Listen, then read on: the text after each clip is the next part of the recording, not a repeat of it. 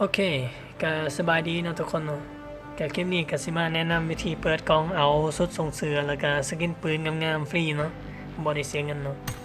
ก็เข้าเรื่องกันเลยเนาะเฮามาเบิ่งที่ความสำเร็จคอยสิเว้าย่อๆให้เบิ่งอยู่เบื้องซ้ายลมเนาะรางวัลเนาะให้คลิกไปที่นั่นเนาะ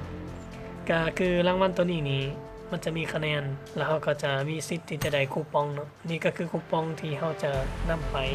เปิดกล่องคือถ้าเฮาได้คะแนนครบตามจำนวนที่เขาจะกำหนดนั้นเฮาก็จะได้คูปองตัวนี้ไปเนาะคอยสังเกตเห็นว่ามันมีอยู่สักประมาณ 2-3 วิธีเนาะที่ว่าจะได้คูปองตัวนี้ก็1ก็คือเติมเงินได้แล้ว2ก็คือสะสมคะแนนความสำเร็จนี่เนาะแล้ว3ก็คือมันจะได้จากคะแนนRoyal Pass หรือว่าเป็นก่อนอิฐ10แผ่นเอามาหลอมรวมกันเป็น1คูปองเนาะโอเคและนี่ก็คือกระเป๋าแล้วก็สกินปืนค่าเนาะที่คอยเปิดใจก่อนหน้านั้นแล้วเนาะแล้วก็ยังมีอีกสุดหนึ่งอีกที่ก็คิดว่ามันกันใส่ได้อยู่แต่ว่าเขาก็ไปเบิ่งกันเลยโอเคก็ประมาณนี้เนาะก็สิว่างามบ่ก็ขึ้นกับผู้มักเนาะแล้วแต่สายตาของแต่ละคนเบิ่งเนาะโอเค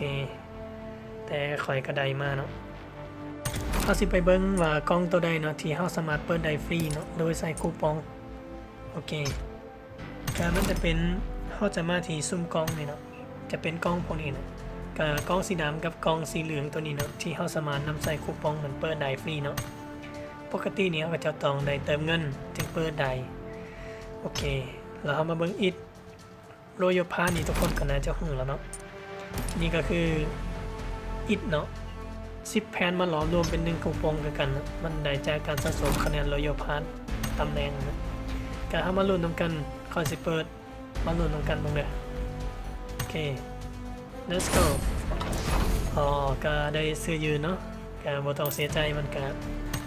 บ่ค่อยโชคดีปานใดนะก็แล้วแต่ผู้มักเนาะสิลองมาใส่บ้างโอเคก็ประมาณนี้เนาะต้องเข้าใจว่าเวลาที่เขาเปิดนั้นมันจะซุ่มให้เนาะโอเคก็ให้ทุกคนนั้นไปลองเฮ็ดเบิ่งถ้าใดบ่ได้น่าได้ก็อย่าลืมคอมเมนต์บอกกันได้เด้อถ้ามีข้อผิดพลาดประการใดก็ขอโทษขออภัยนำโอเคถ้ามักก็อย่าลืมกดไลค์กดแชร์กดกระดิ่ง Subscribe เนาะโอเคก็มีแต่